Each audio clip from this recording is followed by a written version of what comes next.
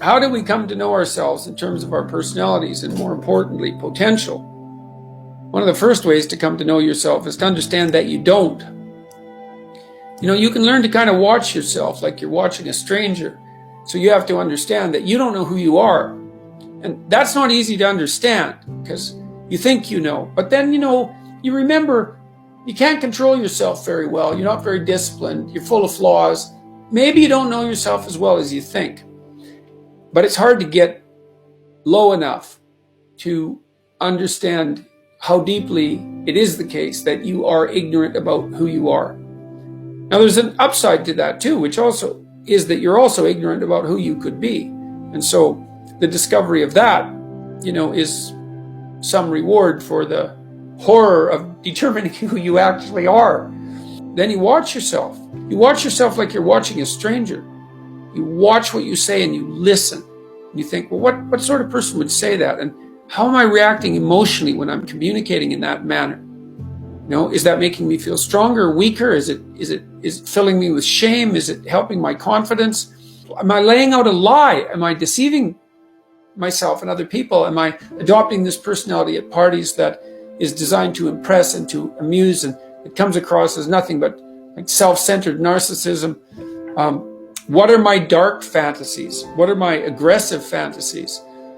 What is it that I'm willing to do? What am I interested in so that I'll spontaneously pursue it? What do I procrastinate about and why? What am I unwilling to do? What do I think is good? What do I congratulate myself for accomplishing? And what do I berate myself for failing to confront and to implement? Those are all incredibly complicated questions, and you don't know the answers to them. So that's a start. And then in terms of potential, well, you'll discover a little bit more about your potential as you discover who you are, especially the darker parts of yourself, because then you discover your potential for mayhem. There's some real utility in that. A discovery that you're dangerous. It's such a useful discovery. It's actually something that strengthens you, because the first thing that a realization like that can in fact produce is the ambition to incorporate that danger into a higher order personality. And that can make you implacable. That can make you someone who can say no when you need to say no. That can make you someone who won't avoid necessary conflict. And so that's unbelievably useful. And so that's one of the potentials that you might discover. The other thing you do to discover your potential is you challenge yourself. It's like, take a bit of a look at yourself and think about what's not so good that you could improve, that you should improve by your own standards, and that you would improve, and set yourself a little goal. Maybe you're not studying at all at your university, or maybe you're at work and you've got this stack of paper there, and you haven't looked at that damn stack for like a month, and you know that you should be, and you're bothering yourself at night because you're avoiding that. It's like, maybe think, well, I've avoided that stack of paper completely for 1 month. I'm quite a coward when it comes to whatever snakes might be hidden in that stack of paper. How about tomorrow I just put that stack of paper in front of me on my desk, and I glance through it for 15 seconds. See if I can do that.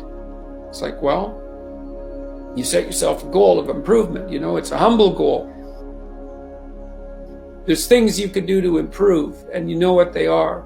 And there's small steps that you could take, that you might take, that would put you in that direction.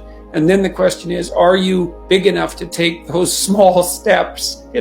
Are you capable of grappling with the fact that you're fundamentally flawed to the point where you have to break things down into almost childlike steps in order to manage them? And the answer to that is, yeah, you are. Most people have things they avoid, and they're afraid of. So I would say to some degree, it's the lot of everyone. People vary in the degree to which they've conquered that. And you do meet people from time to time who are extraordinarily disciplined. But most of the time they've got disciplined in exactly this manner. It's through slow incremental improvement. And then you challenge yourself. It's like, well, could I do this? That would be better. Then you find out. And then you think, well, is there something slightly larger and more challenging that I could do? That would be better. And you try it and you find out. And as you try it and you find out, generally you get better at it and you can take on larger and larger challenges. You know, you take responsibility for yourself. That's part of standing up straight with your shoulders back. It's like, take on the world, man, but only at the level that you can manage.